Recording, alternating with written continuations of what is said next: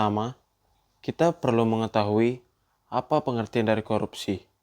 Korupsi adalah tindakan yang melanggar hukum dan etika di mana seseorang atau kelompok memanfaatkan kekuasaan atau posisi untuk keuntungan pribadi yang mengakibatkan kerugian bagi orang lain ataupun masyarakat umum. Korupsi umumnya melibatkan penyalahgunaan wewenang, penyuapan, penipuan, dan manipulasi dalam berbagai bentuk. Nah, sekarang kita masuk ke dalam sebab-sebab terjadinya korupsi. Sebab-sebab terjadinya korupsi dibagi atas 3. Yang pertama adalah aspek individu pelaku korupsi. Apa itu aspek individu pelaku korupsi? Apabila dilihat dari segi pelaku korupsi, sebab-sebab dia melakukan korupsi dapat dilihat dari berupa dorongan jati diri di dalam dirinya yang dapat pula dikatakan sebagai keinginan atau niat atau dorongan atau kesadaran untuk melakukannya. Nah, sebab-sebab seseorang terdorong untuk melakukan korupsi diantaranya yang pertama yaitu sifat tamak manusia. Yang kedua adalah moral yang kurang kuat menghadapi godaan. Yang ketiga adalah penghasilan kurang mencukupi kebutuhan hidup yang wajar. Yang keempat adalah kebutuhan hidup yang mendesak. Dan yang kelima adalah gaya hidup yang konsumtif. Yang kedua adalah aspek organisasi. Apa itu aspek organisasi? Organisasi dalam hal ini merupakan organisasi dalam arti yang luas, termasuk sistem pengorganisasian lingkungan masyarakat. Organisasi yang menjadi korban korupsi atau di mana korupsi terjadi biasanya memberi andil terjadinya korupsi karena membuka peluang atau kesempatan untuk koruptor melakukan korupsi. Apa penyebabnya? Yang pertama adalah kurang adanya teladan dari pemimpin. Yang kedua, tidak adanya kultur organisasi yang benar. Yang ketiga adalah sistem akuntabilitas di instansi pemerintah kurang memadai. Yang keempat adalah kelemahan sistem pengendalian manajemennya. Yang ketiga adalah aspek masyarakat tempat individu dan organisasi berada. Yang pertama, nilai-nilai yang berlaku di dalam masyarakat ternyata kondusif untuk terjadinya korupsi.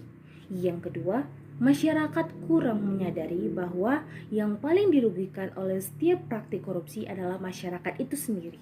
Yang ketiga, masyarakat kurang menyadari bahwa masyarakat sendiri terlibat dalam setiap praktik korupsinya.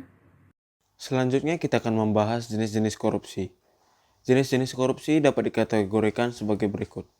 Yang pertama, ada korupsi administratif. Tindakan korupsi yang terjadi dalam proses administrasi publik, seperti manipulasi dokumen, mengurangi kualitas barang atau jasa, atau menerima suap untuk mempercepat proses administrasi. Dan yang kedua ada korupsi politik, melibatkan politisi atau pejabat publik yang menggunakan kekuasaan mereka untuk memperoleh keuntungan pribadi atau partai politik, seperti menerima suap untuk mengeluarkan kebijakan tertentu atau memanipulasi hasil pemilu. Yang ketiga ada korupsi yudisial. Terjadi dalam sistem peradilan di mana hakim atau pejabat hukum lainnya menerima suap untuk mempengaruhi putusan pengadilan atau menghalangi proses hukum yang adil. Yang keempat ada korupsi ekonomi. Melibatkan penyalahgunaan wewenang dalam sektor ekonomi dan bisnis, seperti kolusi dalam tender proyek, penipuan dalam pelaporan keuangan, ataupun suap untuk mendapatkan kontrak bisnis. Dan yang kelima ada korupsi sosial.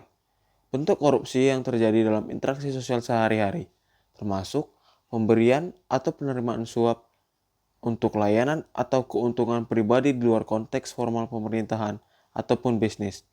Dan yang terakhir ada korupsi sektoral. Korupsi sektoral terjadi di dalam sektor-sektor tertentu, seperti kesehatan, pendidikan, atau lingkungan, di mana sumber daya yang seharusnya digunakan untuk kepentingan publik disalahgunakan untuk keuntungan pribadi.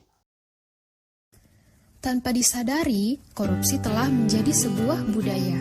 Terlebih di Indonesia, korupsi seolah sudah menjadi hal yang biasa bagi semua kalangan masyarakat, baik yang muda sampai yang tua. Akibatnya, korupsi pun semakin mengakar kuat dan perlahan telah menjadi sebuah kebiasaan. Tidak melulu korupsi menyangkut hal-hal besar seperti penggelapan uang negara, tetapi korupsi bahkan bisa ditemukan pada hal-hal kecil yang terjadi di kehidupan sehari-hari. Sikap yang dianggap sepele dan wajar ternyata bisa memicu mental korupsi di dalam diri kita. Bisa kita temui di sekeliling kita, mulai dari hal kecil seperti membeli makanan pokok di pasar. Terkadang, ada oknum yang menggunakan timbangan dengan takaran yang tidak tepat.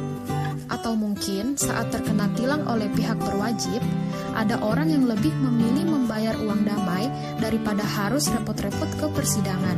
Padahal, tindakan tersebut juga termasuk dalam suap.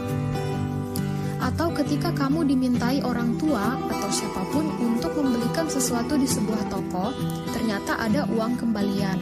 Tidak jarang, kamu tidak mengembalikan uang kembalian karena beranggapan itu bagian dari upah kamu.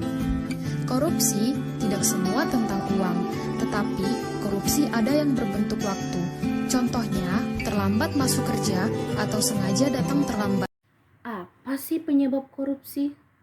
Yang pertama, itu adalah tidak adanya kepemimpinan yang berpengaruh dalam menjinakkan korupsi. Yang kedua, kurangnya pendidikan agama dan etika.